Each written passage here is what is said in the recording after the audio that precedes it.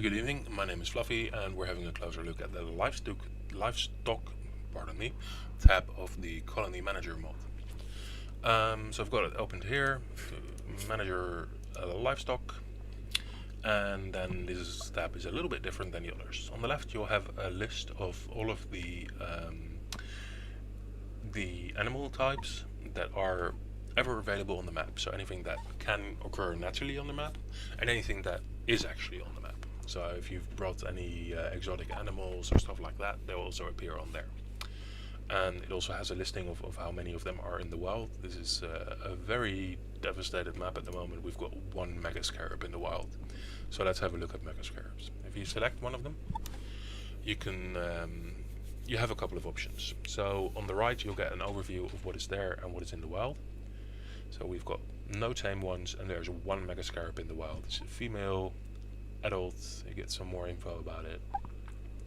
And if we were to hunt this thing down, it would give us 18 meat. It's hardly worth the effort, but alright.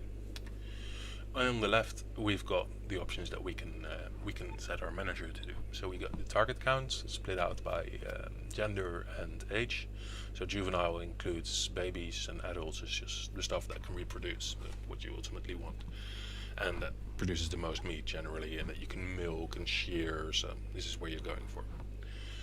By default everything is set to 5. It's often not a bad idea to lower the male counts a little bit, because, well, let's face it, we don't need males that much.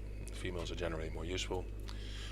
You can restrict them to areas. So again, this is split up by these 4 types, and we've got the area unlocker mod enabled here. So we've got a lot of options here. You can still hover over them to see what's going on. And you can set them to specific areas. So you can take your juveniles and put them somewhere else. You can take your male animals and put them somewhere else. And whenever a manager updates this job, it'll check all of these animals and any new animals as well of this type, and put them in the appropriate area.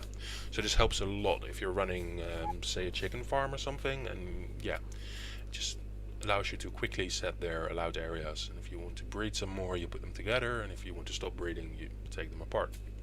Then finally you can also set training targets. So if you want all of your animals to be trained in a particular thing, so let's say we want all of our mega beetles to be trained in release, we want them to be an attacking army, you can set that, and then whenever they're ready to be trained, so if they're old enough, big enough, whatever, they'll get a training designation. And you can also specify if you want them to train if they are still young. Some animals can do that. So you can train puppies, for example, in obedience. You can't train them in any of the more advanced stuff yet. But yeah, do you want to train puppies at all? Because they might die, you might butcher them. You never know. Do we want to butcher excess at all? Or just do we want to keep them around? Do we want to butcher them when they're trained? This is the really nifty one.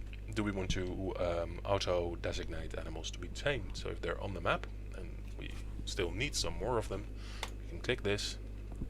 And then when the manager does the job, he'll say like, okay, there's a mega beetle over there, you go tame it, which is quite nifty.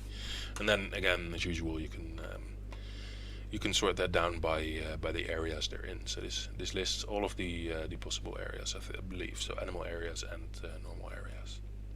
You can just add it to the list. You get a nice overview, and it'll be in there as well. And then you get the graph over there as well, which is always nice.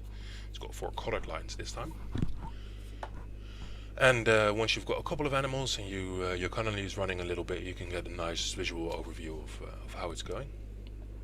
Alright, that's the livestock tab. Next up will be the foraging tab.